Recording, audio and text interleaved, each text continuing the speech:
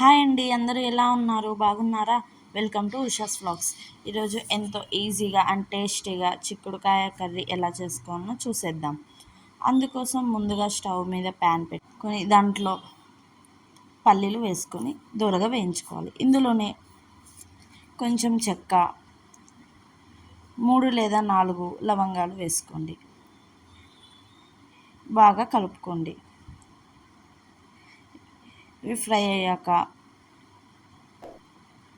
కొంచెం ఇందులోనే జీలకర్ర వేసుకోండి.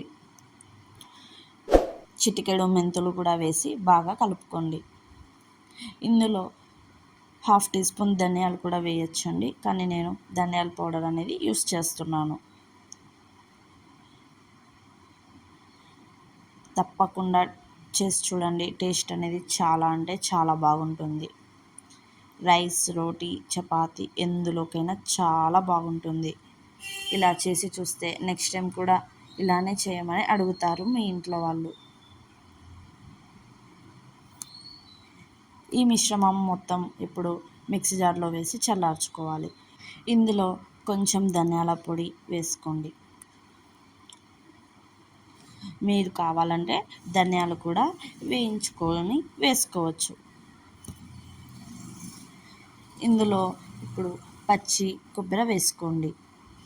సన్నగా కట్ చేసినామంటే పచ్చి కొబ్బరి. ఇప్పుడు ఇందులోనే 4 లేదా 5 తొక్కు తీయకుండా డైరెక్ట్గా వెల్లుల్లి వేసుకోండి.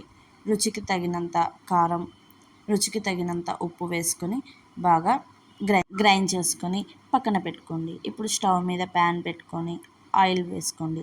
ఆయిల్ హీట్ అయ్యాక అందులోనే పోపు దినుసులు వేసుకోండి. ఆవాలు, జీలకర్ర, మినప్పప్పు అండ్ పచ్చిశనగపప్పు వేసుకొని దాంతోపాటు 2 రెమ్మలు కరివేపాకు, 2 పచ్చిమిర్చి పొడవుగా కట్ చేసుకొని వేసుకొని వేయించుకోండి. ఇందులోనే సన్నగా కట్ చేసుకున్న ఆనియన్ పీసెస్ కూడా వేసి బాగా ఫ్రై చేసుకోవాలి.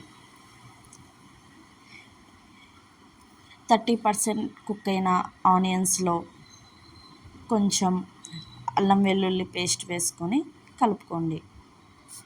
ఇప్పుడు 80% కుక్ అయిన ఆనియన్స్లో సన్నగా కట్ చేసుకున్న టమాటో వేసుకొని బాగా కలుపుకోండి. టమాటో కూడా కుక్ అయ్యాక మనం గ్రైండ్ చేసుకున్న పేస్ట్ అనేది ఇందులో వేసేసి కలుపుకోండి. ఇలా బాగా కలుపుకున్నాక ఇందులో కొంచెం కొంచెం వాటర్ యాడ్ చేసి బాగా హీట్ చేయండి. ఇప్పుడు ఇందులోనే నేను చిక్కుడుకాయ అనేది కట్ చేసి బాయిల్ చేసి పెట్టుకున్నాను. ఆ చిక్కుడుకాయ ఇందులో వేసి బాగా కలుపుకోండి. అంతే అండి. పైనుంచి కొత్తిమీర చల్లుకుంటే ఎంతో ఈజీగా అండ్ సింపుల్గా టేస్టీగా చిక్కుడుకాయ కర్రీ రెడీ అయిపోతుంది. ఈ రెసిపీ మీకు నచ్చినట్లయితే లైక్ చేయండి, షేర్ చేయండి, సబ్స్క్రైబ్ చేయండి. Thank you for watching. By bye friends.